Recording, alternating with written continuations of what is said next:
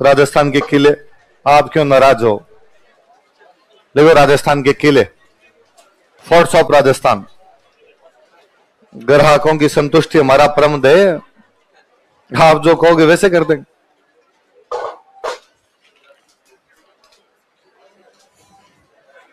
राजस्थान के किले, forts of Rajasthan,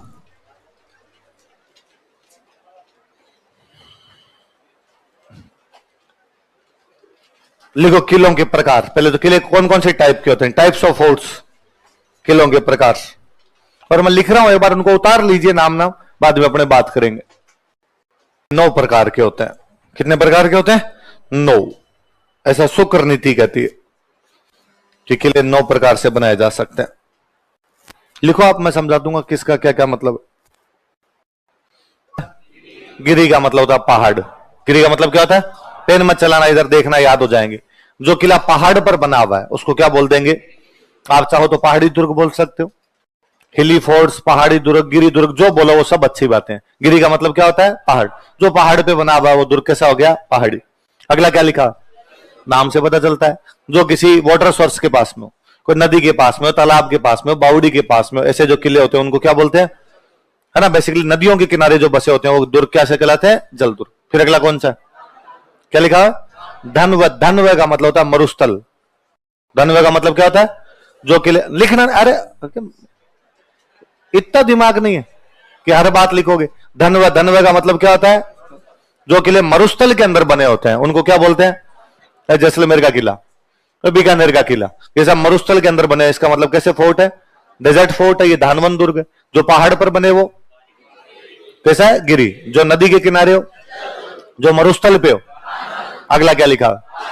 Parikh है। क्या है लास्ट में? ख। जिनके चारों तरफ खाई है, जिनके चारों तरफ कि भाई खाई खोद दिया करते, ताकि दुश्मन यदि रात को अंधेरे में आए तो खाई में गिरे। यदि उधर से घोड़ा दौड़ाते हुए दुश्मन कहीं पे है तो आगे किस में गिर जाए? खाई के अंदर आ गिर जाए। तो जिन किलों के चारों तरफ खाई बनी होती है उनको क्या बोला करते? अगला क्या है? पारिध है। क्या लिखा हुआ है? जिनके चारों तरफ परिधि हो, जिनके चारों तरफ क्या हो? चार दीवारी, परकोटा। जिन किलों के चारों तरफ परकोटे हो, रैम्पार्ट बने हुए हो, उन किलों क्या बोलते हैं? जो पहाड़ पे हो, जो पानी के पास हो, जो मरुस्थल में हो, जिनमें खाई हो, जिनके परकोटा हो। अगला क्या है? नाम से पता चलता है। जो वन के अंदर है वो कैसा दुर्ग हो गया? वन। अगला क्या है? एरन का मतलब होता है जंगल। एरन का मतलब क्या होता है? आप में से कोई पूछ सकता है कि सर वन और जंगल तो एक ही बात हो गई ना। वन का मतलब होता है इसमें पेड़ सीधे सीधे एक लाइन में खड़े हैं, एक लाइन में पेड़, और वो भी एक प्रकार के पेड़। आम का वन तो उसमें किसके पेड़ खड़े हैं? हाँ, है ना। नीम का वन, इसका मतलब उसमें किसके पेड़ खड़े हैं? जंगल का मतलब इसमें सब कुछ ही है, कोई रास्ता नहीं है। यहां एक पेड़ खड़ा है, कोई बबूल का खड़ा है, यहां पे कोई एक नीम खड़ा है, यहां पे कोई सहतूत खड़ा है, यहां पे कोई शीशम खड़ी है, बीच के अंदर झाड़ियां हैं, बीच के अंदर ही कांटे हैं, अंदर से जाने का कोई भी आपको रास्ता मालूम ना, उनको बोलते हैं जंगल। क्या बोलते हैं? और जंगल को बोलते हैं एरण। जंगल क्या बोलते हैं? तो ऐसे किले जिनके अंदर वन से तो होके जाना पड़ता है और वन का रास्ता भी ना हो, उबड़ खाबड़ रास्तों पे जो किले बने हुए थे उन किलों को क्या बोलते हैं? जो सिंपल एक वन के अंदर बने हो वो तो कौन से हो जाएंगे? वन दुर्ग। और जो उबड़ खाबड़ रास्तों पे, बहुत ही जंगली रास्तों से जाते हुए हो, वो कौन से किले कहलाएंगे? जो पहाड़ पे बने, वो पानी के पास हो, मरुस्थल पे हो, खाई हो, परकोटा हो, सिंपल वन हो, एक रास्ते बहुत खराब हो, है बस। अगला क्या है? जिसमें सेना रह सके, जिस किले में सेना रह सके उसको क्या बोलते हैं? अगला कौन सा है? जिसमें सहायता पहुंचा सको। जिसमें क्या पहुंचा सको? जिसमें भाई बंधु रहते हो, सहायता करने वाले लोग रहते हो, सहायता पहुंचाई जा सके, ऐसे किलों को क्या बोलते हैं? जो पहाड़ पे बने हो, जो पानी के पास हो, जो मरुस्थल पे हो, खाई हो, परकोटा हो, वन में हो, जंगल में हो, सेना रहती हो, भाई बंधु सहायता पहुंचा दो। अब इसमें भी याद करने पड़ेंगे। बताओ, जिसके चारों तरफ खाई हो, और जिसके चारों तरफ परकोटा हो, जिसके चारों तरफ जंगल हो, जिसके चारों तरफ मरुस्थल हो, जो पानी के पास हो, जो पहाड़ पे हो, जिसमें भाई बंधु सहायता पहुंचा दे, जिसमें सेना रह जाए, जो वन के अंदर हो। याद रह जाएंगे सारे के सारे? वापस बता दो भाई, गिरी दुर्ग कौन से? जल दुर्ग, और दानवन, पारिख है, पारिध है, वन, एरण, सैन्य, सहाय। समझ में आ गई बात? कभी कोई सिंपल पूछे कि वह किला जो मरुस्थल में स्थित होता है क्या कहलाता है? वह किला जो घनघोर वन तथा उबड़ खाबड़ रास्तों पर होता है, वह किला जिसमें भाई बंधु सहायता पहुंचा सकते हैं, वह किला जिसमें सेना को रखा जा सके, वह किला जो नदियों के किनारे स्थित होता है, वह किला जो ऊंचे पहाड़ों पर बना होता है। पहला लिखो चित्तौड़गढ़, पहले गागरोन लिखो, पहले गागरोन, पहले गागरोन पढ़ते हैं और सबसे पहले पढ़ते हैं गागरोन।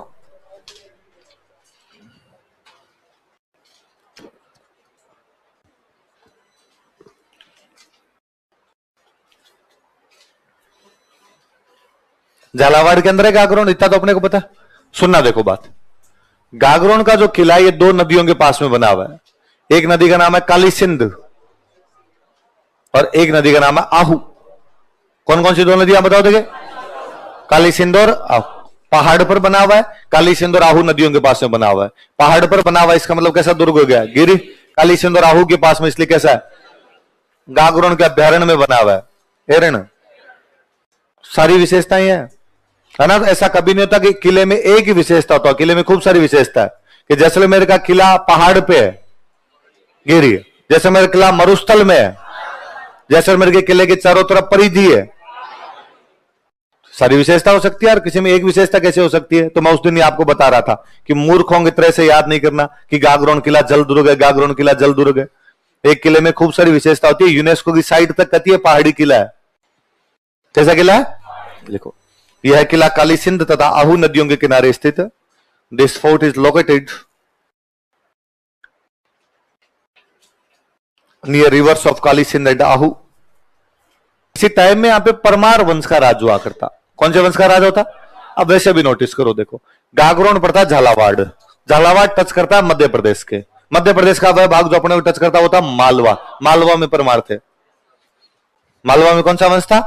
तो वो मालवा वाले परमारों की कोई एक ब्रांच इधर आ गई, और वो जो परमार यहां पे थे वो परमारों की ब्रांच थी डोड। कौन से परमार थे? डोड परमार थे। परमारों की ब्रांच थी डोड। उन डोडों ने इसका निर्माण करवाया, इसलिए किले का नाम है डोडगढ़। क्या नाम है? लिखो, डोड परमार राजाओं ने। स्थानीय भाषा में यहाँ के लोकल लोग एक नाम से और बोलते हैं, उसका नाम है धूलरगढ़। क्या नाम है? लिख लो, अन्य नाम धूलरगढ़। कोई पूछ ले धूलरगढ़ नाम से किस किले को जानते थे? किस किले को जानते हैं? बाद में एक राजा आया, देवेंद्र सिंह खिंची। कौन राजा आया? खिंची चौहान होते हैं। खिंची कौन होते हैं? ये चौहानों की एक ब्रांच होती है, खिंची। और देवेंद्र सिंह खिंची ने यहां पर हमला किया और एक राजा को हराया यहां के। उस राजा का नाम था बिजल देव डोड। क्या नाम था? और बिजल देव डोड को हरा के इस किले पे कब्जा कर लिया। तो बनवाया डोडो ने था, परमारों ने था। बाद में इस किले पे चौहानों की कौन सी ब्रांच ने कब्जा कर लिया? लिखो, इस किले पर अधिकार कर लिया। ये किला ना बिना नींव के, नीचे नींव नहीं है, सीधा पहाड़ पे खड़ा कर दिया गया। लिखो, यह किला बिना नींव के सीधा पहाड़ पर बनाया गया है। नेतृत्व करता कौन है? अचलदास खिंची। कब हुआ ये शाखा? 1423। आक्रमण किसने किया? होशंग शाह ने। और होशंग शाह कहां का राजा है? एक बात सुनो, ये सुनो, ये जो अचलदास खिंची था, इस अचलदास खिंची की शादी की हुई थी मेवाड़। कहां पे शादी की हुई थी? कुंभा की बहन से। किसे की हुई थी? कुंभा था, कुंभा, मोकल। मोकल, तो मोकल की एक बेटी है, उसका नाम था लाला। क्या नाम था? तो लाला से किसकी शादी की हुई थी? अचलदास। मेवाड़ की राजकुमारी है, इसलिए उसका नाम पड़ गया लाला मेवाड़ी। क्या नाम पड़ गया?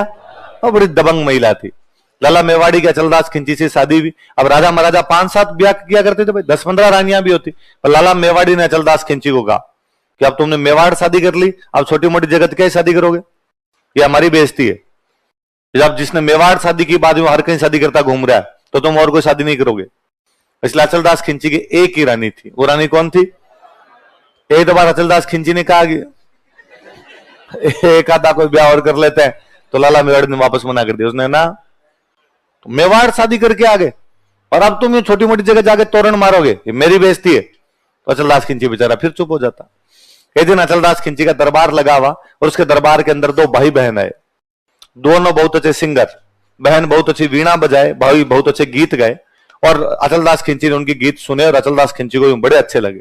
और अचलदास खिंची ने उस लड़की को कहा, वो लड़की मारवाड़ से आई थी, उसको कहा कि भाई इतने दिन तक मैंने सुना था कि मारवाड़ की जो महिलाएं होती है वो सुलक्षणा होती है, सब समस्त गुण होते हैं उनमें, आज पहली बार मैं देख रहा हूं कि वाकई तुम कितनी योग्य हो।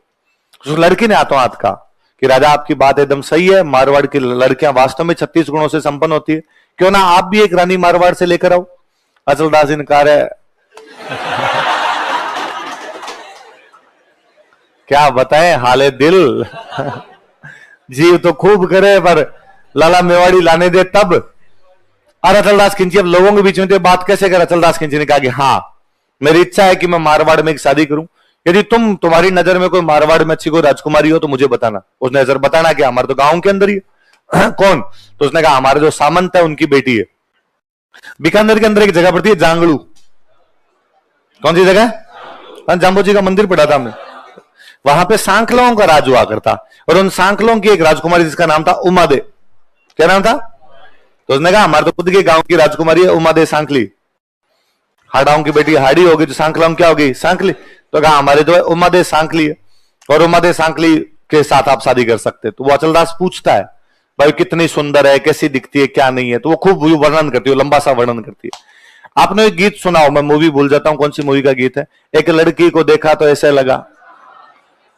ये लक्ष्मी कुमारी चुंडावत की कहानी है जो मैं सुना रहा हूं आपको। लक्ष्मी कुमारी चुंडावत कहानी 1960 में लिखी हुई।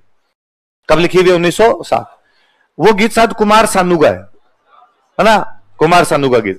और कुमार सानू का गीत है 90s का, 1990 के आसपास का। उस गीत में वो जितनी विशेषताएं बताई हुई है वो 1960 वाली कहानी में है। मैं उस कहानी को जब भी पढ़ता हूं मुझे लगता है यार गीत वाले ने पूरा कॉपी मार लिया। और वो एकदम वो उमादे सांखली के बारे में वो लड़की बताती है कि भाई उमादे सांखली को देखते तो ऐसे लगता है जैसे गुलाब का फूल, जैसे पूनम का चांद है, जैसे कोई सरोवर का हंस है। तो खूब सारा वर्णन करता है। वो कहता है कि वो तो केवल खाने में ही चावल का आधा दाना खाती है, यू फूंक मार दे तो उड़ जाती है। कि चावल रो चौथा ही दाणो, आधा भी नहीं चौथा ही, चावल रो चौथा ही दाणो खावे, फूंक मारे तो उड़ जावे। तो खूब सारे वर्णन करती है। अचलदास खिंची वर्णन सुनता है और अचलदास खिंची कहता है ठीक है तुम जाके बात करो, मैं तुम्हारे गांव शादी करने के लिए आऊंगा। अब अचलदास खिंची अपनी रानी के पास है। रानी कौन है? लाला मेवाड़ी। तो लाला मेवाड़ी का आका आगे आता जोड़ी है, एक ब्याह। आज लोगों में कह के आ गया मैं, अब लोगों में बेइज्जती हो जाएगी, वहां पे एक ब्याह कर लेने दे। तू पटरानी है, तू पटरानी की जगह रहेगी, तेरा कोई स्थान नहीं छीन सकता, तू जिस जगह पे वो जगह तेरे पास ही रहेगी, एक शादी और कर लेने दे। तो लाला मेवाड़ी फाइनली मानी, पर उसने कहा एक शर्त है, तुम शादी तो कर सकते हो लेकिन शादी करने के बाद जैसे ही वापस गागरों आओगे उस रानी से कभी बोलोगे नहीं। उसने कहा ठीक है तू ब्याह तो करने दे, लोगों के बीच में कह के आ गया, ये तो बेइज्जती नहीं हो।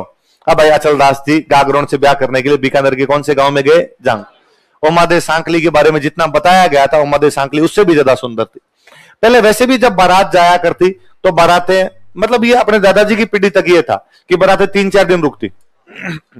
और स्वाभाविक बात है ना, इसका कारण भी है कि ऊंटों पे जाते, पैदल जाते, थक नहीं जाओगे। आप गए बारात में हाथों हाथ जाते, यदि आप रवाना हो जाओ तो कैसे पार पड़े भाई साहब? अब साधन हो गए, गाड़ियां हो गई, इसलिए अपने कहते हैं भाई बारात रात को रवाना हो गई या अगले दिन रवाना हो गई। पहले ये रुका करती थी बारातें, और ऐसा कोई ताम झाम भी नहीं करने होते थे। घर पे जो रोटी सब्जी वही डालनी होती थी, वही खिलाते थे। ये कोई मिठाइयां ना बहुत बाद में आई है। लाडू बूंदी निकाल लेते, और लाडू बूंदी, ब्याह वाले लाडू बूंदी सामान्य दिनों के अंदर भी महीने महीने चला करते थे। बारात खा के चली जाया करती, उसके बाद में वो लाडू बूंदी घर पे पड़े रहते थे। मैंने एक दिन बताया था आपको कि टाबरों को लाडू खिलाया करते, जो लाडू 2-3 महीने बाद तो इतने कठोर हो जाते हैं कि सिर में मारो तो सिर फूट जाए, वो लाडू नहीं फूटा करते थे। ये तो ब्याह वाले लाडू, एक खर्च वाले, कोई मरता तो वो लाडू करते, वो लाडू। और बाद में यू घर वाले को 6-6 महीने वो लाडू चलाते।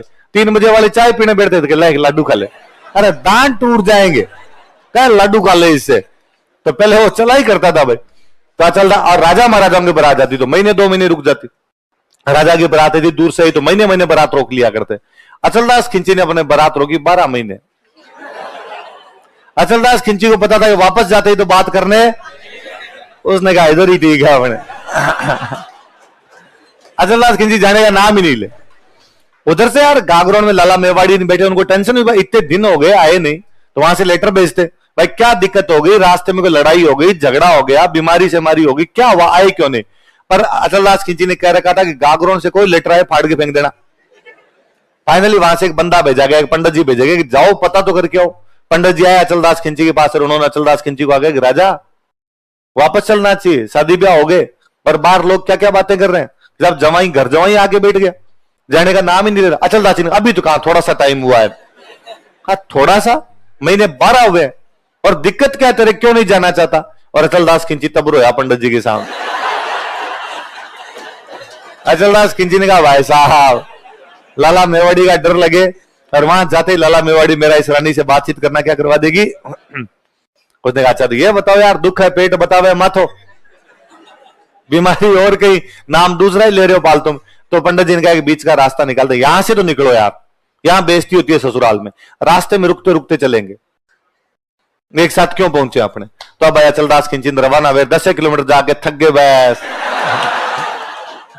2 दिन का रेस्ट है, बीच में बरसात का सीजन आया तो अचलदास खिंची ने 4 महीने बारात रोक ली। कहा चौमासे में तो कोई जाता ही नहीं है, चौमासे में एक जगह से दूसरी जगह कौन जाता है। बीच में गर्मी आई तो उसने कहा लू चल रही है भाई, ये बीकानेर में इधर लू ज्यादा भी चलती है, थोड़ा रुक जाओ बीमार हो जाएंगे। सर्दी आए तो यूं करते करते और रास्ते में उसने को 1.5-2 साल लगाए, धीरे धीरे। पर भाई साहब कितना धीरे चलो, गागरोन तो आगे सरकेगा नहीं, गागरोन तो वही है, एक दिन तो आना ही है। और पहुंचे गागरोन पर। अचलदास खिंची वचनों का पक्का था। गागरोन पहुंचने के बाद में उसने उमादे सांकली से कोई बातचीत नहीं की। उमादे सांकली का अलग से महल बनाया गया, वो अपने महल के अंदर रहती है अपने नौकरानियों के साथ, और अचलदास खिंची लाला मेवाड़ी के साथ अलग महल में रहते हैं। 7 साल बीत गए। कितने साल बीत गए? 7 साल बाद वो लड़की जो रिश्ता करवा के गई थी वो वापस गागरोन आई घूमते घूमते, और वो उमादे सांकली की सहेली थी, उमादे सांकली से मिलने गई, और उसने उमादे सांकली कहा कि बता कितने बड़े परिवार में तेरा रिश्ता करवाई, इतने बड़े राजा के साथ में सुख भोग रही होगी।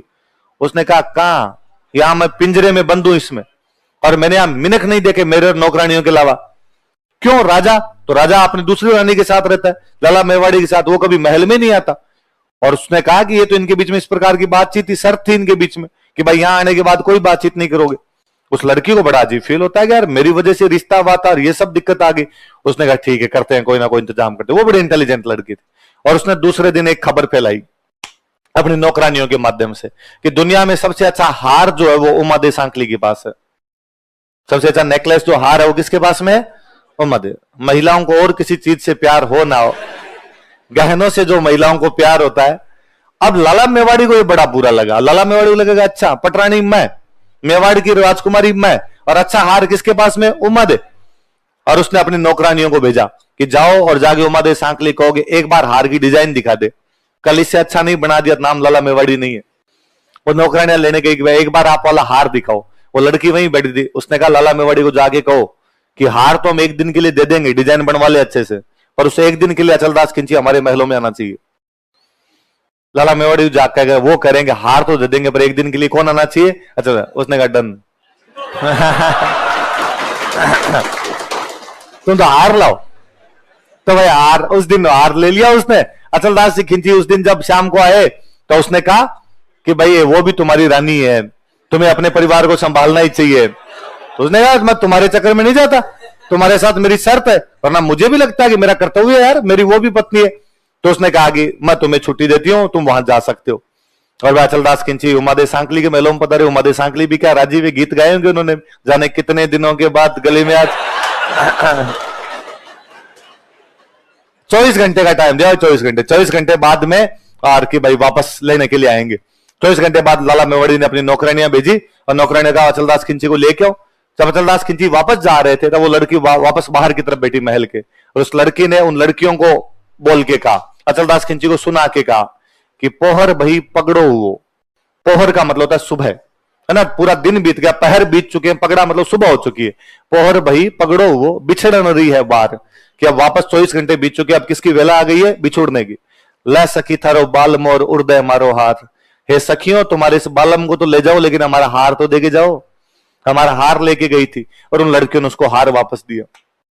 तो अचलदास जी ने पूछा ये क्या बोला तूने? लै सखी थारो बाल मोर उर्दय मारो हार। तो उसने वो हार लेके हाथ में नचाते हुए कहा कि गागरोन का राजा एक हार के बदले में एक रात के लिए खरीदा गया था। और अचलदास जी को बड़ा बुरा लगा, यार बेच दिया। अपना किराया ले लिया मतलब।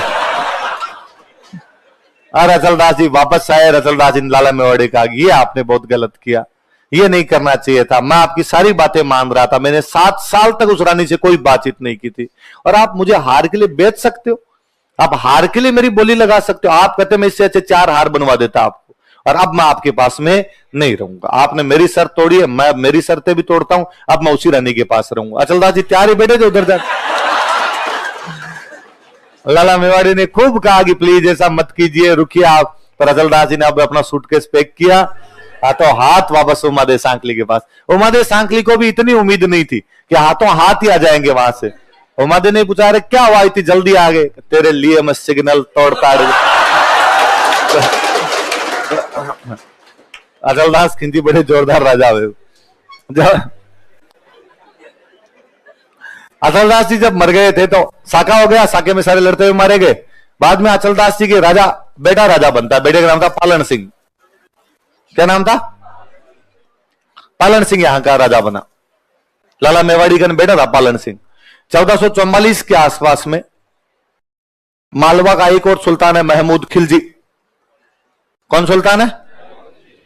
आपको याद हो तो सारंगपुर का युद्ध पढ़ा था हमने, तो मालवा वाला महमूद खिलजी फर्स्ट जो है वापस गागरोन पर अटैक कर देता है। इस बार गागरोन का दूसरा साका होता है, और वो साका किसके नेतृत्व में होता है? और बाद में महमूद खिलजी ने इसका नाम ही बदल दिया था, नाम बदल कर दिया था मुस्तफाबाद। गागरोन का नाम बदल कर क्या किया था? लिखो, रीनेम्ड गागरोन एज मुस्तफाबाद। तो गागरोन में कितने साके हुए भाई? 2। पहला साका कब हुआ? 1423। हमला किसने किया? होसंग शाह। दूसरा साका कब हुआ? 1444। हमला किसने किया? महमूद खिलजी। पहले साके के टाइम राजा कौन था? अचलदास। दूसरे साके के टाइम में राजा कौन था? और दूसरे साके के बाद इसका नाम बदलकर क्या कर दिया गया? और यहां मालवा वालों का कब्जा हो गया। किसका कब्जा हो गया? पर थोड़े दिनों में कब्जा मेवाड़ छुड़वा लेता है। कौन कब्जा छुड़वा लेता है? मेवाड़ वाले वापस यहां कब्जा छुड़वा लेते हैं। फिर हमने पढ़ा था कि सांगा ने यह किला चंदेरी के मेदनी राय को दे दिया था, पढ़ा था। बाद में मेवाड़ जब कमजोर हुआ तो यह आ गया था मुगलों के पास। किसके पास आ गया? और मैंने बताया था कि अकबर ने किला बीकानेर के पृथ्वीराज राठौड़ को दिया था, पढ़ा था हमने कि बीकानेर वाला पृथ्वीराज राठौड़ इसी किले में बैठ के अपनी किताब लिखता है, वेली कृष्ण रुक्मणी। कौन सी किताब लिखता है? तो बाद में किला खूब सारे इधर उधर लोगों के पास घूमता रहा था। औरंगजेब ने यहां पर एक वो बनवाई थी आपके, बस शाहजहां आया, शाहजहां के टाइम में किला दे दिया गया कोटा वालों को। किसको दे दिया गया? कोटा। शाहजहां ने माधो सिंह को राजा बनाया था, तो ये किला बाद में कोटा वालों को दे दिया। तो बाद में किला घूमता ही रहा था। तो पहले किला बनवाया किसने था? परमारों ने। कब्जा किसने कर लिया था बाद में? चौहानों ने। चौहानों के बाद चला गया मेवाड़ वालों के पास, मेवाड़ वालों चला गया मुगलों के पास, और मुगलों ने बाद में किसको दे दिया? इसको कोटा वालों। किसको दे दिया था? तो कोटा वालों की इस किले में टकसाल थी। कोटा वालों क्या थी? टकसाल समझते हो? सिक्के। कि कोटा वालों के सिक्के यदि किसी किले के अंदर बनाए जाते तो कौन से किले में? कौन से किले में? गांव। और कोटा वालों के सिक्कों को बोलते थे गुमान शाही सिक्के। कौन से सिक्के थे? गुमान सिंह नाम के राजा के सिक्के थे, इसलिए नाम क्या पड़ गया उनका। तो इस किले में कौन कौन सी बिल्डिंग थी हम वो पढ़ते हैं। लिखो, इमारतें, बिल्डिंग्स, इमारतें।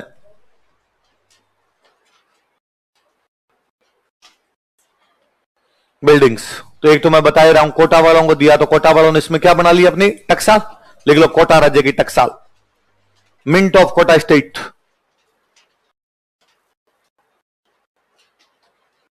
टकसाल को मिंट कहते हैं, मिंट ऑफ कोटा स्टेट। तो पूछे कि कोटा राज्य की टकसाल कौन से किले में थी? तो कौन से किले में थी?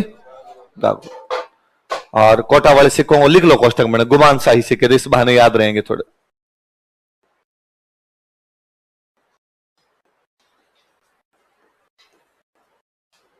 जैसे मैंने जयपुर में बताए थे झाड़साई, जैसे यहां पे जो सिक्के थे वो कौन से हो गए आपके? गुमान शाही। जैसे मेवाड़ वालों मैंने बताया था स्वरूप सिंह ने अपने सिक्कों पे लिखवा दिया था दोस्ती लंदन, तो वहां वाले सिक्के स्वरूप शाही सिक्के भी कौन से हुआ करते थे? स्वरूप शाही हुआ। अच्छा, और इसके अंदर क्या था? कोटा वालों को दे दी। कोटा में एक राजा था दुर्जन साल। कोटा में राजा कौन था? सुनना, लिखना कुछ मत। देखो अपने याद कर लो, हुरडा सम्मेलन के अंदर देख लो कोटा से कौन गया था? दुर्जन साल। ये अपने राजमहल और बगरू वाले युद्ध देख लो, इनमें कोटा से कौन है? दुर्जन। और इसने यहां पे एक मंदिर बनवाया था मधुसूदन। कौन सा मंदिर बनवाया? लिख लो, पहले लिखो, कोटा के राजा दुर्जन साल ने इसका निर्माण करवाया। बाद में मैंने बताया था कोटा में एक प्रधानमंत्री हुआ था जालिम सिंह झाला। जालिम सिंह झाला यहां पे बनवाता परकोटा। परकोटा बनवाता इसलिए उसका नाम पड़ गया जालिम कोट। क्या नाम पड़ गया? लिख लो जालिम कोट। जालिम कोट। और जालिम कोट के आगे लिख लो जालिम सिंह झाला ने यहां पर परकोटा बनवाया था। जालिम सिंह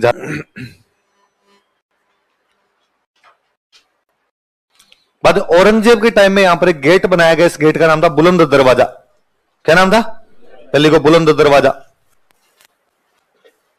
बुलंद दरवाजा इंग्लिश में बुलंद दरवाजा लिखना, पूरा गेट मत करना इसको। बुलंद दरवाजा था। Aurangzeb built it. एक संत हुए उनकी यहां पे दरगाह। दरगाह समझते हो? संत का नाम था संत हमीदुद्दीन। क्या नाम था? सुनना बातें एक बार। संत हमीदुद्दीन। और एक नाम और है उनका, उनको बोलते थे मिठे सा। क्या बोलते थे? तो कोई पूछेगा संत हमीदुद्दीन की दरगाह कहां पे है, तो कौन से किले में? या कोई पूछेगी मिठे शाह की दरगाह कहां पर है, तो कहां पे? तो लिख लो दरगाह ऑफ सेंट हमीदुद्दीन।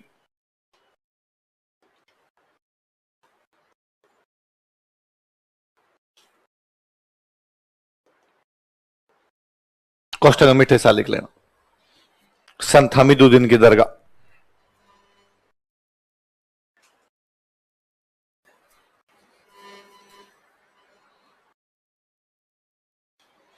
तो संत हमीद, इसके भी स्टार लगाना। ये ऐसे दरगाहों के हमेशा निशान लगाने भाई, कि भाई हिंदुओं के किलों के अंदर मुस्लिम दरगाहें वगैरह मिल जाती है, तो ये सवाल पूछ लेते हैं बाद में। संत हमीदुद्दीन की दरगाह। जौहर में दो दो साके में दो जौहर किए गए, इसलिए यहां पर एक कुंड बना हुआ, इसका नाम पड़ गया जौहर कुंड। क्या नाम पड़ गया? लिख लो जौहर कुंड। कुंड तो समझते हो ना, तो रानियां नहाती होगी जौहर से पहले यहां पे, इसलिए नाम पड़ गया जौहर कुंड। एक बावड़ी बनी हुई जिसका नाम है अंधेरी बावड़ी। कॉस्ट वही इंग्लिश में अंधेरी बावड़ी लिखना है इसको।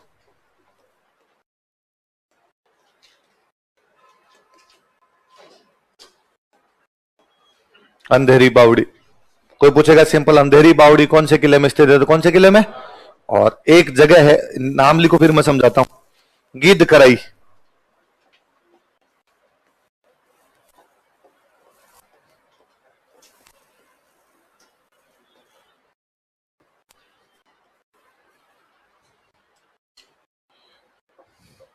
कौन सी जगह? ये किले में सबसे ऊंची जगह है, पहाड़ पे बहुत ऊंची सी जगह। जो भी राजा के खिलाफ बोलते थे उनको यहां ले जाके धक्का मारते नीचे। राज प्रिजनर्स वर पनिश्ड ईयर्स। ये भाई आपके गागरोन का किला, याद रह जाएगी बात। तो गागरोन का किला कौन से जिले में? झालावाड़। कौन सी नदियों के किनारे? काली सिंध और आहू। किसने बनवाया था? डोडो ने, इसलिए किले क्या बोलते हैं? डोडगढ़, अन्य भाषा में दुलरगढ़। और यह किला सीधा चट्टान पे खड़ा किया गया बिना नींव के। बाद में कब्जा किसने कर लिया था? देवेंद्र सिंह खिंची। खिंचियों के नेतृत्व में यहाँ पे कितने साके हुए? दो।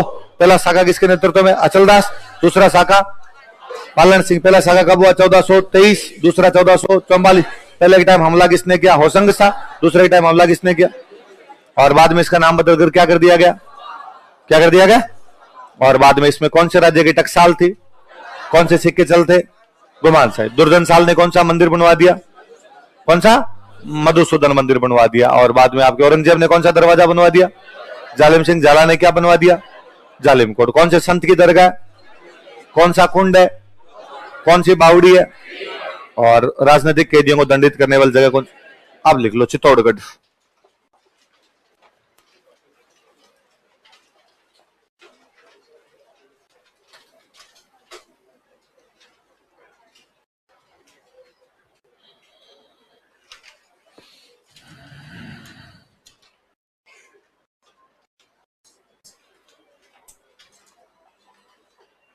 अपने जैसे कहते हैं नृत्यों का सिरमौर कौन सा नृत्य है, तब अपने कहते हैं घूमर। तो दुर्गों का सुप्रीम, दुर्गों का सिरमौर यदि कोई किला तो कौन सा है? गढ़ तो चित्तौड़गढ़, बाकी सब लिखो। दुर्गों का सिरमौर, द सुप्रीम फोर्ट, दुर्गों का सिरमौर।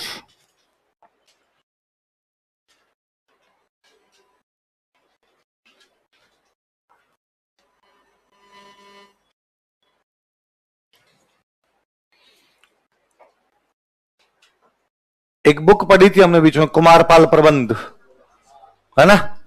कुमारपाल प्रबंध ये कहती है कि इस किले का जो निर्माण था वो चित्रांगद मौर्य ने करवाया। किसने करवाया? चित्रांगद मौर्य ने इसका निर्माण करवाया। हमें बात लगती भी है क्योंकि हम देखते हैं कि यार चित्तौड़ पे मौर्यों का कब्जा था, क्योंकि बापा रावल ये किला किसे चिंता है? मान मौर्य। किसे चिंता है? तो कौन सी किताब कहती है किले का निर्माण किसने करवाया? तो इसलिए कहते हैं कि इस किले का एक नाम था चित्रकूट। किले का नाम क्या था? लिखो। दो नदियां निकलती है पास से, एक तो गंभीरी और एक बेड़च। कौन कौन सी दो नदियां? लिखो। यह है गंभीरी तथा बेड़च नदियों के किनारे स्थित फोर्ट। इस किले में सभी विशेषताएं हैं।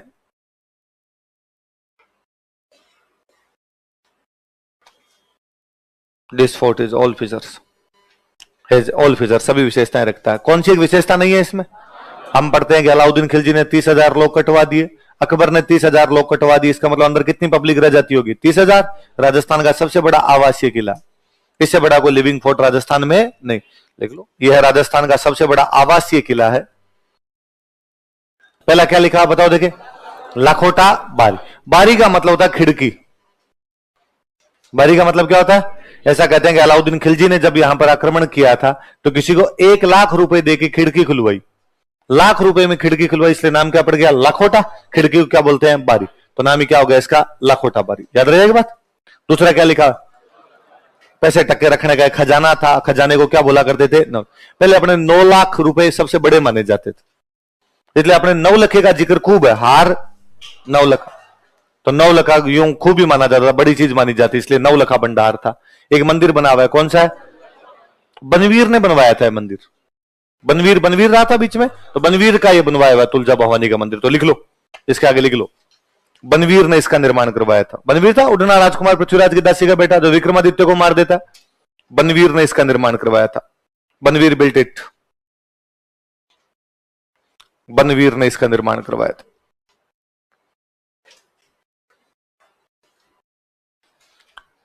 अगला मंदिर कौन सा है? यह सवाल आपसे यह पूछा जाएगा कि चित्तौड़ का कालिका मंदिर वास्तव में पहले कौन सा मंदिर था? पहले किसी टाइम में सूर्य मंदिर था, लेकिन बाद में सूर्य भगवान की मूर्ति तोड़ दी होगी या टूट गई होगी, इस लोगों ने इसमें माता जी की मूर्ति रख दी और अब ये क्या कहलाने लग गया है ना। तो याद रखना कि भाई का जो चित्तौड़ का कालिका मंदिर है वो पुराने टाइम में किसका मंदिर हुआ करता था? किसका था? सूर्य। आगे क्या है? सतबीस देवरी। क्या नाम? दोबारा बोलो। देवरी छोड़ो, आगे वाला नाम बोलो। सतबीस। 7 और 20 27। 27 जैनों के मंदिर है। जैनों के 27 मंदिर बने हुए एक साथ, उनको क्या बोला जाता है? सतबीस देवरी। आगे लिख लो, जैनों के 27 मंदिर, 27 टेम्पल्स ऑफ जैनाज।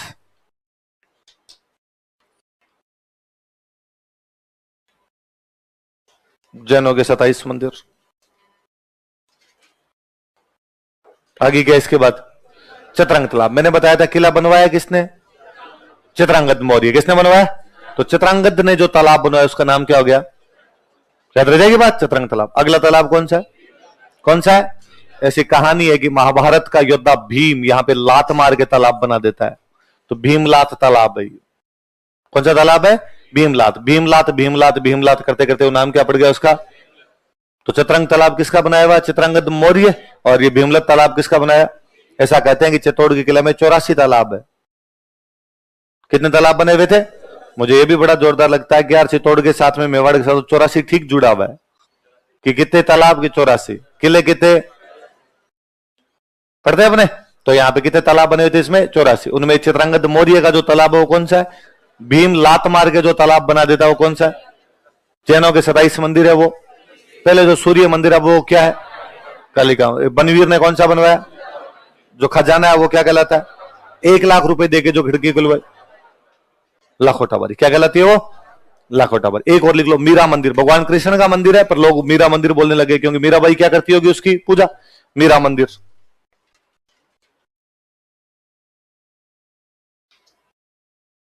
गायते याद रखें। अगला किला लिखो, कुंभलगढ़।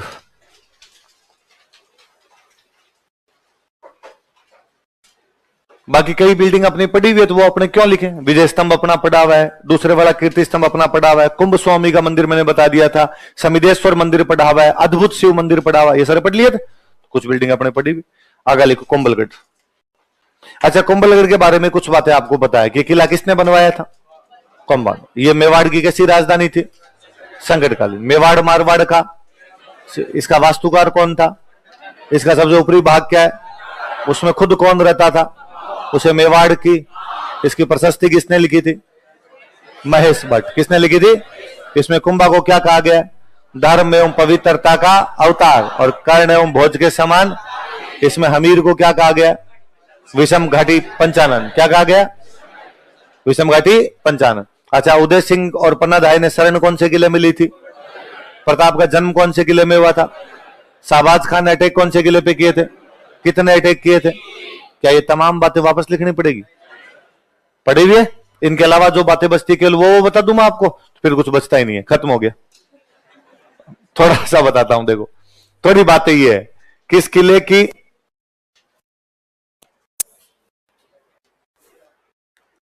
जो दीवार है उसकी लंबाई, उसकी चौड़ाई और उसकी ऊंचाई, क्या क्या तीन चीजें बताओ देखे? लंबाई, चौड़ाई और ऊंचाई। हम कहते हैं इस किले का जो परकोटा बना हुआ है उसकी जो लंबाई है वो 36 किलोमीटर है। कितने किलोमीटर है? शुक्र है यहां 84 नहीं है। कितने किलोमीटर है लंबाई इसकी? 36 किलोमीटर। और हम कहते हैं चीन की दीवार के बाद दुनिया में सबसे लंबी यदि दीवार कोई तो कुंभलगढ़ है, ग्रेट वॉल ऑफ कुंभलगढ़ है अपनी। कितने किलोमीटर की है भाई? इसीलिए बनाई गई थी कि चित्तौड़ के किले में एक समस्या है कि चित्तौड़ का किला एक सिंगल पठार पर बना हुआ, मैसा। कौन से बना हुआ है? इसलिए यदि दुश्मन बाहर आके घेरा डाल दे, सप्लाई कट हो जाती है। एक पहाड़ है, उस पहाड़ को घेर लिया, उस पहाड़ को घेर लिया तो आपको बाहर से अब सप्लाई वहां से नहीं मिल सकती। इसलिए कहा गया कि किला ऐसी जगह बनाया जाए कि खूब सारे पहाड़ों पर हो। तो कौन कौन से पहाड़ को घेरेंगे? इसलिए 36 किलोमीटर लंबी तो दीवार है। अब सोचो इसके पूरी तरफ फौज लगानी हो तो ये किला घेरा नहीं जा सकता। तो लंबाई, दीवार की लंबाई कितनी है? अब जब लंबी दीवार होगी तो हमेशा उसको चौड़ी बनानी पड़ेगी। कि दीवार पतली बना दी तो गिरने की संभावना रहेगी बाद में, तो दीवार चौड़ी बनाएगी। और कहते इतनी चौड़ी दीवार है इसकी कि 4 घोड़े एक साथ दौड़ा दो। 4 लेन हाईवे कौन सी दीवार पर बना हुआ है? कितने घोड़े एक साथ दौड़ सकते हैं? फिर कई बार मेरे को स्टूडेंट को आया था कि सर तो मुझे लगता है 8 है, 8 घोड़े दौड़ सकते हैं। तो घोड़ा थोड़ा मोटा हो तो 4, घोड़े थोड़े पतले हो तो, किसने दौड़ा के देखे थे यार?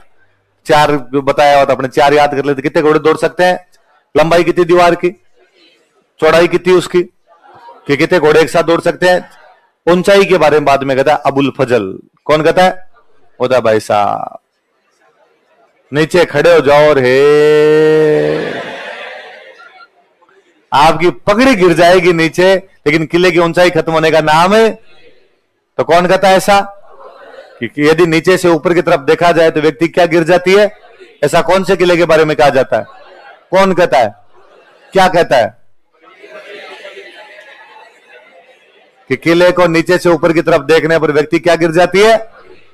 लिखो, लिख लो। दीवार की लंबाई बराबर 36 kilometre, length of wall 36 kilometre. ये सवाल पूछा हुआ, याद रखना। लिख लो चौड़ाई, विड्थ बराबर लिखो, एक साथ 4 घोड़े दौड़ सकते हैं। 4 horses कैन रन टुगेदर। एक साथ 4 घोड़े दौड़ सकते हैं। 4 horses कैन रन टुगेदर।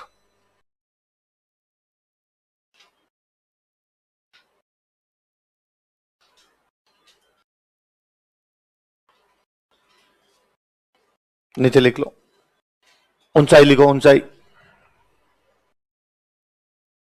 बराबर लिखो अबुल फजल के अनुसार, अकॉर्डिंग टू अबुल फजल,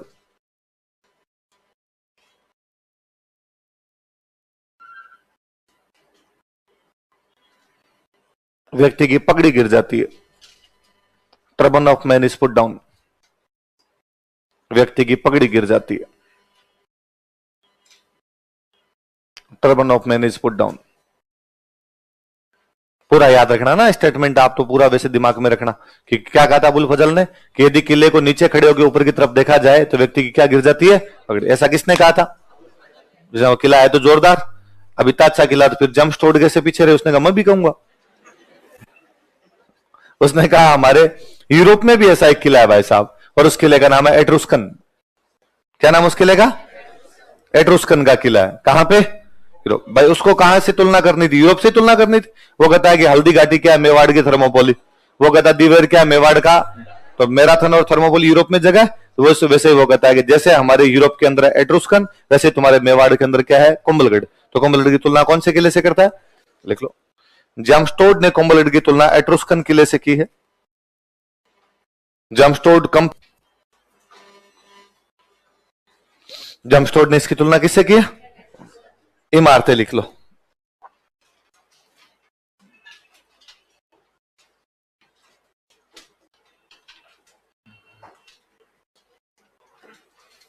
ये तो है मामादेव कुंड, एक है झालीरानी का मालिया।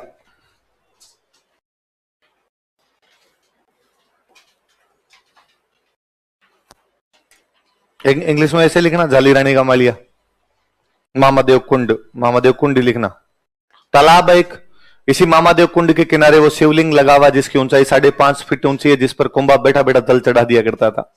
बताई थी मैंने बातें। मामादेव कुंड और जाली रानी का मालिया। प्रताप के पिताजी थे उदय सिंह, उदय सिंह की एक रानी थी जाली रानी। वो जो जाली रानी थी उसका जो बना हुआ है महल बना हुआ था, महल को बोलते हैं मालिया, नॉर्मल भाषा महल को मालिया बोलते हैं, तो वो मालिया बना हुआ है। तो क्या क्या दो है बताओ देखे। मामादेव कुंड और जाली रानी का। पाली में एक जगह पड़ती है खेरवा, कौन जगह पड़ती है? वहां का कोई एक सामंत था जैत सिंह झाला। क्या नाम था सामंत? और जैत सिंह झाला ने अपनी एक राजकुमारी की शादी की मारवाड़ वाले मालदेव के साथ। किसके साथ में की? मारवाड़ वाले मालदेव के साथ की। मारवाड़ वाला मालदेव थोड़े दिनों बाद अपने ससुराल आया, उसको अपनी रानी की छोटी बहन पसंद आई और उसने कहा मैं इससे शादी करूंगा। जैत सिंह को लगा यार ये शक्तिशाली आदमी है, अब वो करना चाहता नहीं था इससे शादी। उसने कहा भाई एक राजकुमारी कर दी, मैं दूसरी की क्यों करूं? तो उसने कहा साहब इसको अभी तो मना किया तो ये दिक्कत करेगा। तो उसने कहा ठीक है साहब कर देंगे। तो मालदेव तब तो चला गया, पर उसको लगा कि मुझे मालदेव से तो करनी नहीं, अब किससे करूं मैं? तो उसने बाद में उदय सिंह के पास समाचार किया कि उदय सिंह जी मेरी एक राजकुमारी और है, मालदेव उससे जबरदस्ती शादी करना चाहता है, मतलब मैं नहीं करना चाहता, मालदेव करना चाहता है और मैं आपसे करना चाहता हूं। तो उदय सिंह पहले ही जाते हैं वहां पे और उस जाली रानी से शादी करके आते हैं। उसके लिए जो महल बनवाया उसका नाम क्या था? तो कहते हैं मालदेव की जो रानी थी, जो भाई दो बहनें हो गई, एक बहन की शादी हो गई मालदेव के साथ, एक बहन की शादी किससे हो गई? तो वो जो मालदेव वाली रानी थी वो इस शादी के टाइम वही थी, अपने पीहर में थी। तो उसने भी यही कहा अपने पिताजी को भाई वहां मत करो, आप तो उदय सिंह के साथ में कर दो। तो उदय सिंह के साथ शादी कर दी। तो बाद में उसको अपनी छोटी बहन को गिफ्ट देने थे कि भाई छोटी बहन के लिए गिफ्ट दूं मैं शादी के लिए। तो उसने वो जल्दबाजी के अंदर फटाफट में उधर से उदय सिंह जी आए, मालदेव को नहीं पता चलना चाहिए वरना लड़ाई होगी फालतू में। तो उसने जो गिफ्ट दिए वो गिफ्ट में वो जो गिफ्ट वाली वो संदूक थी वो तो देनी भूल गई, और उसके बाद दूसरा कोई बॉक्स पड़ा था उसने वो पकड़ा दिया। वो बॉक्स जब छोटी वाली बहन ने जाके खोला तो उस बॉक्स के अंदर नागणची माता की मूर्ति थी। किसकी मूर्ति थी? नागणची माता, राठौड़ों की कुलदेवी। वो मालदेव की रानी थी, मालदेव राठौड़ था, तो ऑब्वियस सी बात है उसके पास बॉक्स के अंदर वो कुलदेवी की मूर्ति रही होगी। उसने वहां खोली और उसने उदय सिंह को दिखाई और उसने कहा ये मेरी दीदी ने जो गिफ्ट दिया इसमें जो नागणची माता की मूर्ति निकली है। तो उदय सिंह जी ने कहा भाई कोई नहीं, इसका मतलब माता जी चाहते हैं कि मेवाड़ आएंगे, इसलिए उदयपुर में नागणची माता का मंदिर बनाया गया। तो कह बारी उदयपुर में नागणची माता का मंदिर देख के लगता है भाई उदयपुर में नागणची माता कैसे? नागणची माता तो राठौड़ों की कुलदेवी है, उदयपुर में गोहिलों का राज था, उदयपुर में बाण माता बने, वो तो समझ में आए ये कैसे? तब याद रखना कि जाली रानी साथ ले गई थी। ये जाली रानी थी साथ, वो जो इसकी बहन थी जिसकी शादी किसके साथ की हुई थी, वो बाद में मालदेव की सबसे प्रिय रानी बनती है। उसी का बेटा था चंद्रसेन। उसी का बेटा कौन था? जिसके लिए मालदेव बड़े दो बेटों को बाईपास करके उसको राजा बनाता है, राम और उदय सिंह। पढ़ा था हमने कि राम और उदय सिंह दो को साइडलाइन करता, तीसरे को राजा बना देता। तीसरा कौन बनता है राजा? पहले बड़ी बात ये दो याद रखना। एक तो कुंड कौन सा बना हुआ है? मामादेव। एक मालिया कौन सा बना हुआ है? याद रह जाएगा जाली रानी का मालिया। चलो अगला किला लिखो, रणथंभौर।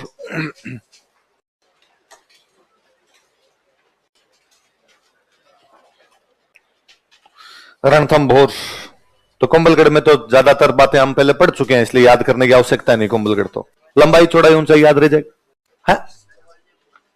क्या नहीं याद करने, काम की बात याद करने।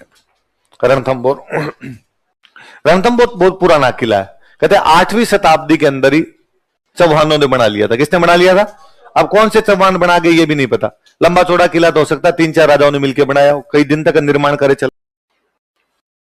साइड में 7 पहाड़ियां, बीच में अंडे जैसी पहाड़ी है, इसलिए साइड वाली पहाड़ियों के अंदर छुप जाता हो किला, इसलिए दूर से देखते हैं तो दिखाई नहीं देता। तो अबुल फजल फिर कह के गया कि बाकी सब के लिए नंगे हैं, इसने कपड़े पहन रखे हैं। ये किला बख्तरबंद किला है। कैसा किला है? देखो अबुल फजल के अनुसार इसका और कोई काम ही नहीं था, खुद तो कह गया हमारी छाती पे मूंग दल गया, है ना। अबुल फजल के अनुसार एक और कौन कौन सी इमारतें,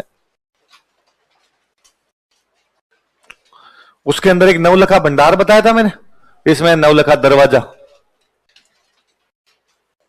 क्या बना हुआ है, नवल। अकबर ने जब यहां पे कब्जा कर लिया था तो अकबर ने अपनी टकसाल बना दी थी इसमें,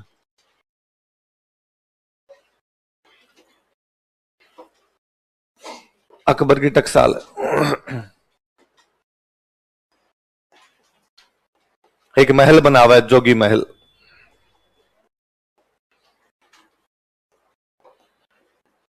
एक महल है सुपारी महल,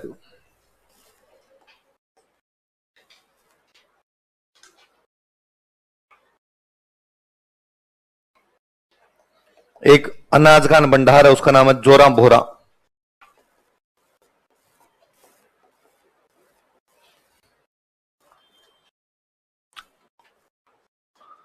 एक दरगाह बनी हुई है पीर सदरुद्दीन की दरगाह, उसमें तो हमीदुद्दीन की थी, इसमें किसकी है, सदरुद्दीन, पीर सदरुद्दीन की दरगाह। पानी आ रहा है, भगवान जाने कहां से आ रहा है, लोग कहते गंगा जी है, तो पता तो लगा और कहां से आ रहा है, कहा गुप्त है, तो गुप्त गंगा है। इंग्लिश में भी गुप्त गंगा ही लिखना, हिडन गंगा मत कर लेना।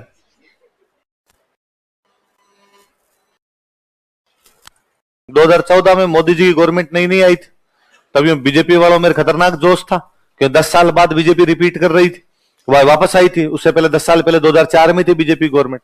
मैं मालवीय नगर रहा करता, तो मेरे जस्ट सामने एक पार्क था, तो मैं शाम को ज्यादातर उस पार्क में घूमने के लिए चला जाता, तो वहां पे 10 एक अंकल आते शाम को, वो भी घूमने के लिए आते। अंकल थोड़ी सी देर घूमते, बाद में अंकल घूमते कम, और वहां पे वो बैठने की जगह थी, वहां बैठ के पंचायती ज्यादा करते। अंकल में से 8 अंकल बीजेपी के सपोर्टर, 2 अंकल कांग्रेस के, तो बीजेपी नहीं आया, ज्यादातर सपोर्टर किसके, बीजेपी के, 2 कांग्रेस के एकदम। अब वो बीजेपी वाले कांग्रेस वालों पे डली हमलावर, और भाई नया नया आया था तब डली कांड करता, कभी मन की बात कह गया, कभी कुछ ही बोल गया, कभी कुछ ही बोल गया, वो डली गया मोदी जी ने ये कर दिया, मोदी जी ने ये कर दिया। और वो दोनों अंकल एकदम कांग्रेस वाले जो अंकल थे वो एकदम यूं गुमसुम से रहते एकदम। मैं कई बार जाके उन कांग्रेस वालों की हेल्प करता, मैं जाके कांग्रेस के फेवर में बोल जाता, 2-4 मनमोहन सिंह की ढंकी बातें बता जाता, तो वो बीजेपी वाले अंकलों को हमेशा लगता कि ये बेटा दुश्मन नंबर 1 है, ये छोरा आगे बदमाशी करता है बीच में। अपने तब तैयारी वारी करते थे, थोड़े आंकड़े वांकड़े भी याद रहते, ये देखो बेरोजगारी इतनी बढ़ गई, महंगाई इतनी बढ़ गई। अब वो कांग्रेस वाले अंकल दोनों मेरी तरफ आते कहते आए, अपने भी आए करते हैं उनको, अपने उनसे दोस्ती हुई एकदम तगड़ी। एक दिन कांग्रेस वाले अंकल बड़े राजी होके आए, और कांग्रेस वाले अंकल ने मेरे को आकर आज आजा, आज इनको बताएंगे अपने क्या चीज है। तब अपने यहाँ पे अपने राजस्थान में भी बीजेपी मैडम अपने यहाँ की सीएम, और वो आए कांग्रेस वाले अंकल, उन्होंने कहा आज एक जोरदार बात है मेरे पास। क्या? कि आपके तो मुख्यमंत्री दारू पीती है। बीजेपी वाले का तुम्हें क्या पता? अरे क्या सब अंदरूनी खबर है पूरी, रणथम भोर जाती है। दारू पीने के लिए भी कहां जाना पड़े? जोगी महल में, जोगी महल में बैठ के, और वो गए, वो बीजेपी वाले नहीं नहीं ये सब बातें क्यों फैलाए? अरे सब पता है यार, सारी खबर है, वहां जयपुर में तो कोई देख ले, इसलिए कौन से महल में जाते हैं वहां? मैं कहा अंकल तभी वहां बाहर निकलते एक महल और है, वहां आगे सुपारी खाती होगी। इस महल नहीं आ जाए किसी को, जोगी महल में जोगी बनती होगी पहले, बाहर आगे क्या खाती होगी? तो रणथंभौर में 2 है भाई, कौन कौन से?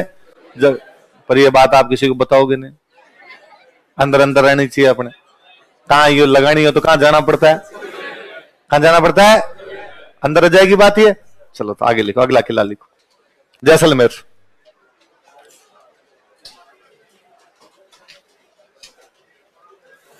कितने हो गए? 4 हो गए। जैसलमेर ठीक।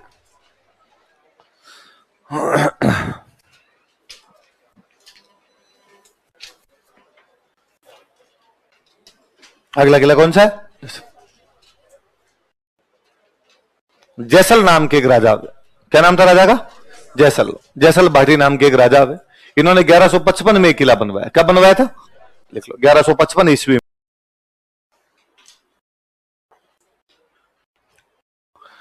पीले पत्थरों का बना हुआ है, पीले पत्थर चमकते हैं दूर से, इसलिए किले का नाम पड़ गया स्वर्णगिरी। क्या नाम पड़ गया?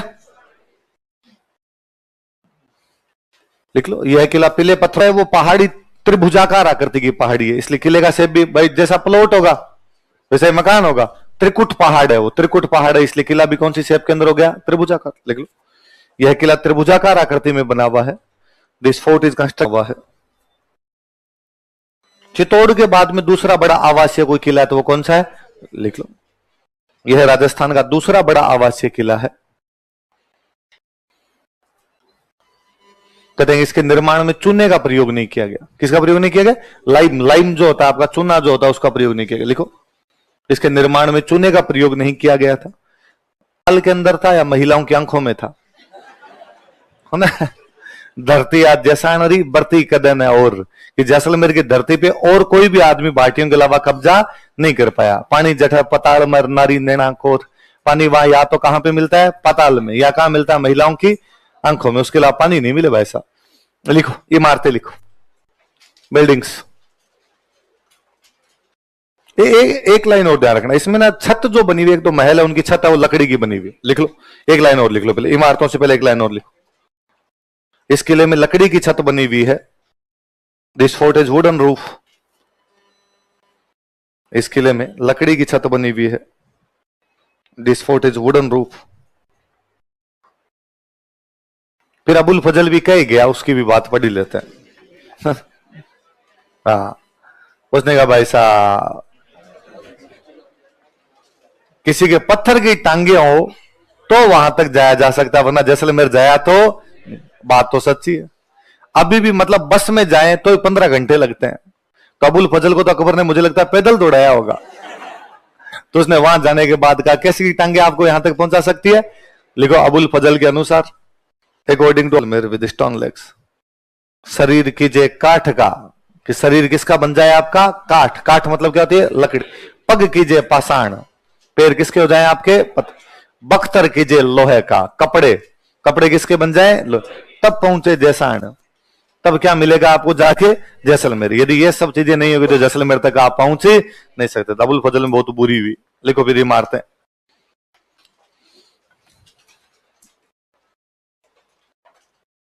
एक तो इसके चारों तरफ जो परकोटा बना हुआ, परकोटा ऐसे जैसे किसी महिला ने घाघरा पहन रखा है, घाघरा नुमा परकोटा, इसलिए इसके परकोटे का नाम ही पड़ गया कमरकोट। क्या नाम पड़ गया? आप लिख लो, फिर मैं समझा दूंगा। और लिख लो कोष्टक में परकोटा, ताकि याद रहेगा कि कमरकोट है क्या, तो परकोटा उसका रैम्पार्ट, परकोटा। पहले जो किले होते हैं ना, किले की दीवार के पास में वॉच टावर बनाते, टावर बनाते ऊंचे ऊंचे, जो जहां पे सैनिक बैठे रहते और वो ध्यान रखते को दुश्मन आक्रमण ना कर दे, उन टावर को बोलते बुर्ज। क्या बोलते? राजस्थान में सबसे अधिक बुर्ज यदि किसी किले के अंदर है तो कौन से किले में? कितनी बुर्ज है? आगे लिख लो, सर्वाधिक बुर्जों वाला किला, फोर्ट ऑफ मैक्सिमम बुर्ज, वॉच टावर है वास्तव में, सर्वाधिक बुर्जों वाला किला। एक लाइब्रेरी है इसमें, जिसमें बहुत पुरानी किताबें पढ़ी है। उस लाइब्रेरी का नाम क्या है? जैन भद्र सूरी भंडार। क्या नाम है? एक जैनों का मंदिर है, उस मंदिर का नाम क्या है? पार्श्वनाथ। जैनों का हो गया पार्श्वनाथ मंदिर। और एक आपकी कुआं कौन सा बना हुआ है? जैसल आगे जैसलमेर बसा था, इसलिए कुएं का नाम क्या पड़ गया? जैसलू। कहा तो ऐसा जाता है कि कुआं भगवान कृष्ण ने बनाया था, कि भगवान कृष्ण और एक बार अर्जुन दोनों घूमते घूमते यहां पर आए और अर्जुन को यहां प्यास लग गई। अर्जुन ने भगवान कृष्ण कहा कि भगवान कृष्ण बिस्लेरी की व्यवस्था करो, मरूंगा नहीं मैं प्यासा। भगवान कृष्ण ने अपना सुदर्शन चक्र घुमाया और यहां पे खड्डा खोद दिया, कुआं खोद दिया, और उस कुएं से अर्जुन ने अपनी प्यास बुझाई। फिर अर्जुन ने भगवान को कहा कि भगवान अब इस कुएं को वापस बंद कर दो। भगवान ने कहा क्यों? कि आप अपने अलावा यहां कौन आएगा इस बियावान रेगिस्तान निर्जन प्रदेश के अंदर, तो ये कुआं किसी के काम तो आना नहीं है। और भगवान कृष्ण ने कहा कि नहीं अर्जुन, एक दिन मेरे वंशज यहां पर आके राज करेंगे और ये कुआं उनके काम आएगा। ऐसा माना जाता है कि भाटी जो है भगवान कृष्ण के वंशज है। भाटियों ने आगे जैसलमेर में राज किया, उनके काम आया। वो भाटी जो सबसे पहले यहां पर आया था उसका नाम क्या था? जैसल, इसलिए कुएं का नाम क्या पड़ गया? तो जैसलू कुआं किसका खोदा हुआ है? भगवान कृष्ण का। किसका खोदा हुआ है? पर भगवान कृष्ण ही बेईमान है। कहां खोद के गए कुआं? जैसलमेर। तो भाटियों ने कहां आगे राज किया? जैसलमेर। भगवान तो भगवान थे, अमेरिका में खोद देते, तो भाटी कहां राज करते? ले जाके ठेठ भाटियों कहां पटका? कहा जैसलमेर जाओ तुम, वरना भगवान तो कुछ ही कर सकते हैं ना। भगवान होते तो यार वहां को देते, अमेरिका तो भाटी कहां राज करते, अमेरिका में डोनाल्ड ट्रंप पर सारे भाटी होते उधर। भगवान ही बेईमानी कर गए, भगवान कहां खोद के चले गए। फिर कोई ना कोई आकर देता कि नहीं सर, ये अपना सौभाग्य है कि अपने भारत में पैदा हुए, उससे भी बड़ा सौभाग्य है कि अपने कहां पैदा हुए, राजस्थान, और बड़ा सौभाग्य है कि अपने कहां पैदा हुए, सौभाग्य नहीं है, बदकिस्मती है। ये क्या है, बदकिस्मती। वरना अपने पैदा हुए तब अमेरिका में लुगाई होंगे, जापे बंद थोड़ी हुए थे, उधर भी हो सकते थे। भगवान कहां पटक के गए।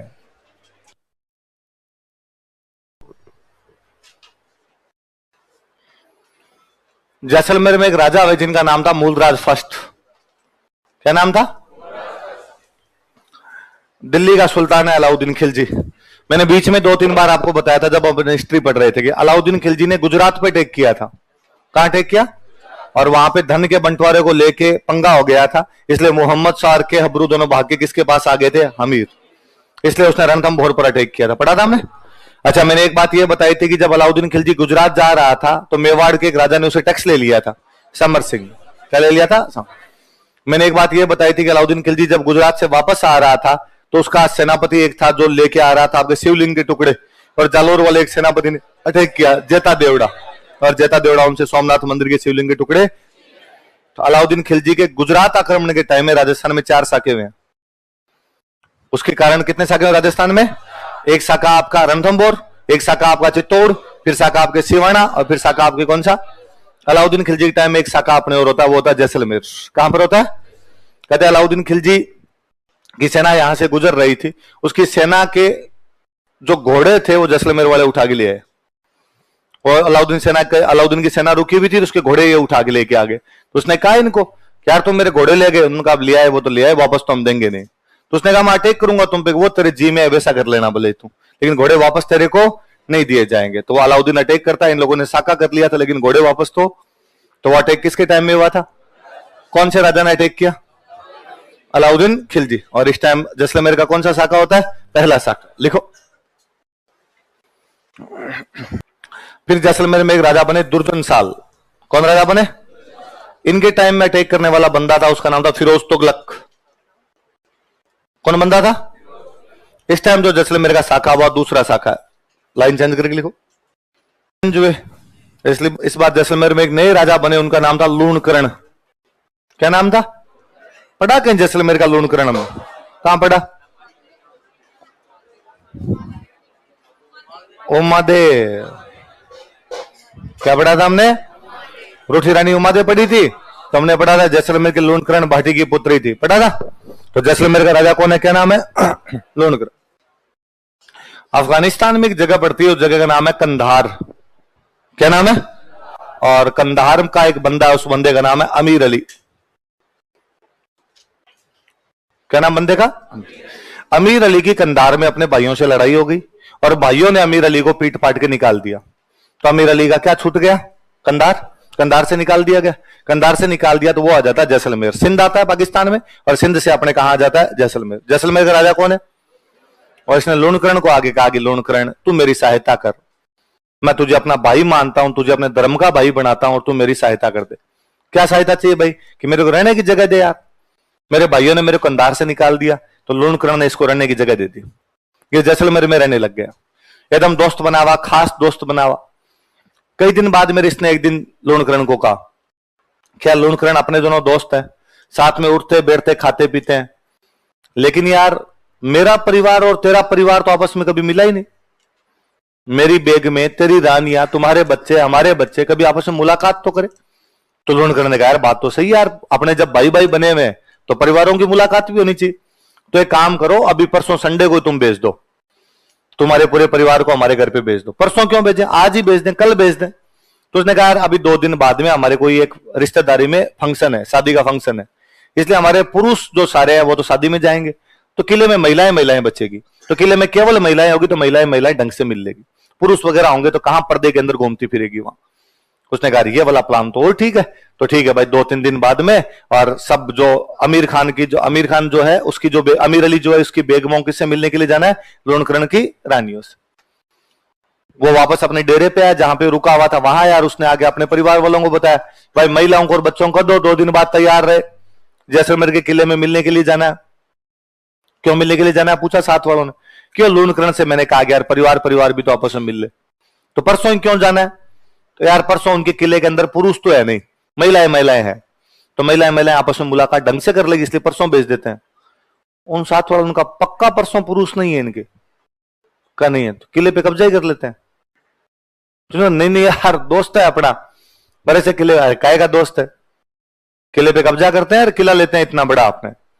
अब इन्होंने प्लानिंग की कि जब महिलाएं पालकी में बैठ के जाती, पैदल जाती नहीं पालकी में, और पालकी में महिला बिठाओ ही मत, पालकी में अपने तो सारे के सारे पुरुष ही बिठा दो।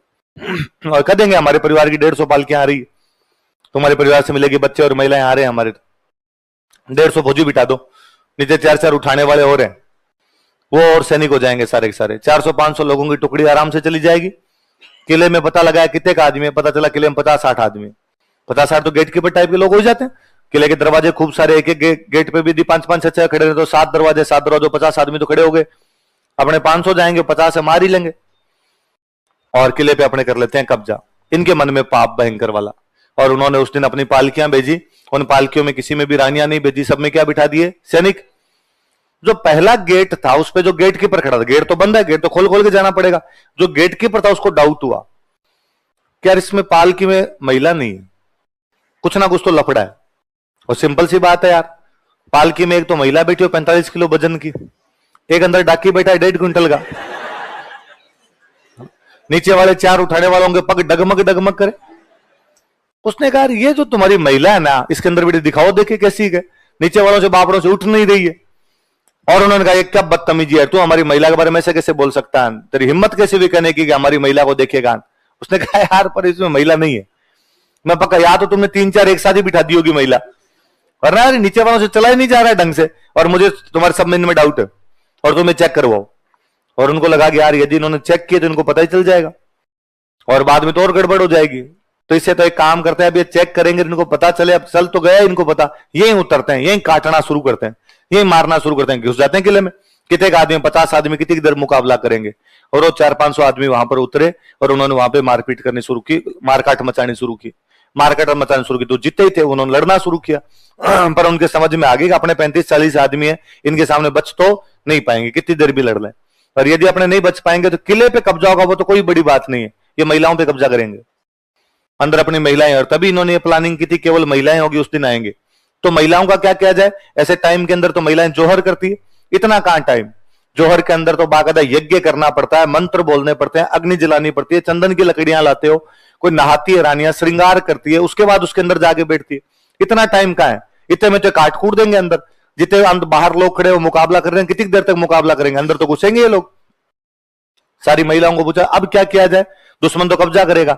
सब महिलाओं ने कहा भाई जोहर नहीं कर सकती, मार तो सकते हो हमें, इसलिए सारी महिलाओं को एक साथ इकट्ठा करके तलवारों से काट दिया ताकि दुश्मन कब्जा ना कर ले जाए इन पे। इसलिए कहा गया कि जैसलमेर के किले के अंदर उस दिन केसरिया तो किया गया पर जोहर नहीं हुआ, केसरिया तो किया गया लेकिन क्या नहीं हुआ, इसलिए हम कहते हैं जैसलमेर में उस दिन आधा साका हुआ था। जैसलमेर में क्या हुआ था, तो जैसलमेर में 2.5 साके हुए हैं। कितने साके हुए हैं, 2 पूरे और 1 आधा। आधा हुआ था, उसमें क्या हुआ और क्या नहीं हुआ, केसरिया तो हुआ और क्या नहीं हुआ।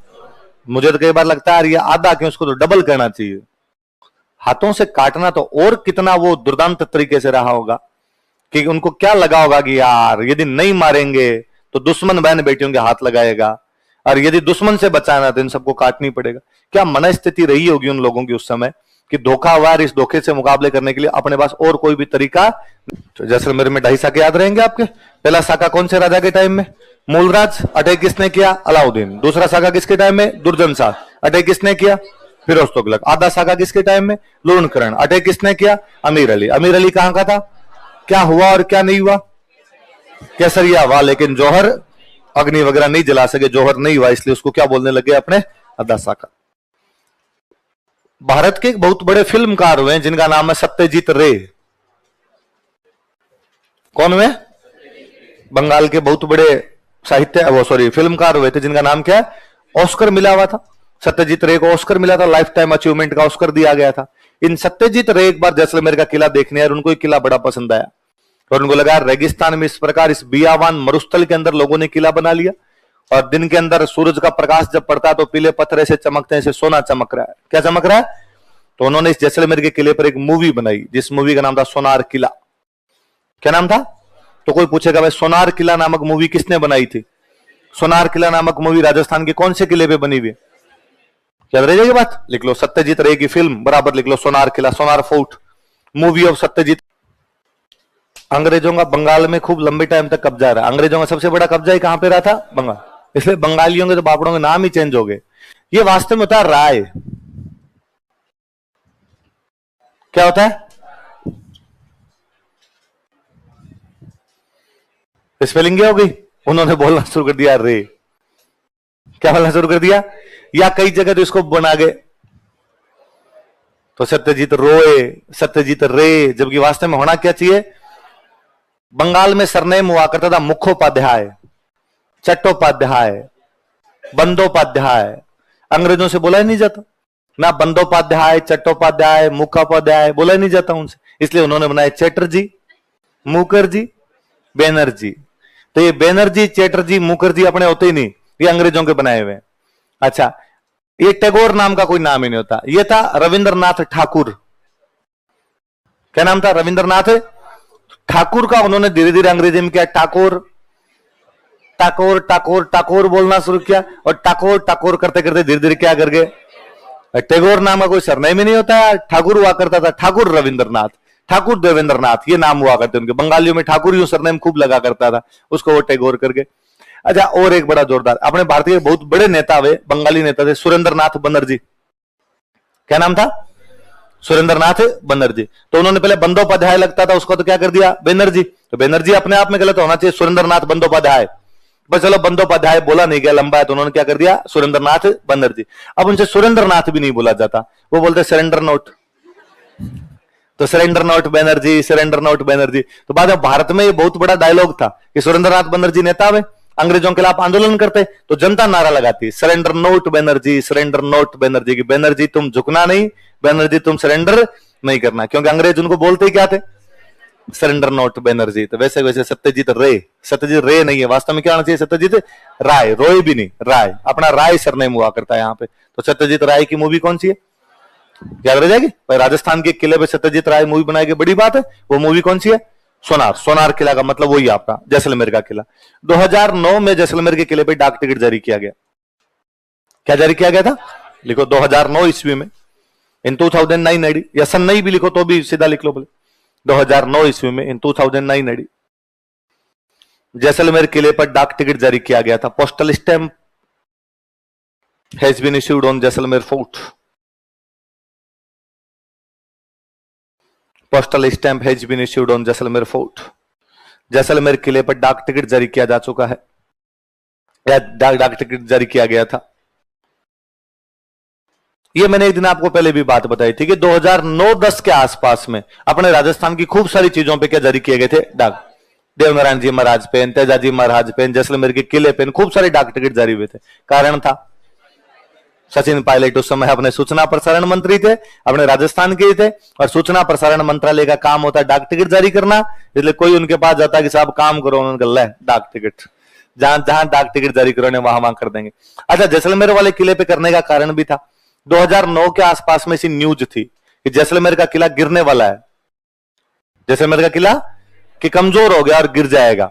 तो भारत सरकार वालों का किला गिर जाएगा, क्या करें? तो और तो समझ में आया नहीं, डाक टिकट जारी करके कि गिर जाए तो कम से कम अपने पास में क्या रह जाए? उसका डाक टिकट। तो जैसलमेर वाले किले के बारे में क्यों पंक्तियां, एक लाइनें हैं कि गढ़ दिल्ली, गढ़ आगरो, अरगढ़ बीकानेर, भलो चिनायो भाटियान, सिरागढ़ जैसल।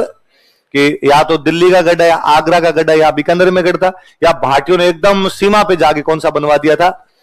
गढ़ दिल्ली, गढ़ आगरो, अरगढ़ बीकानेर, भलो चिनायो भाटियान, सिरागढ़ जैसलमेर।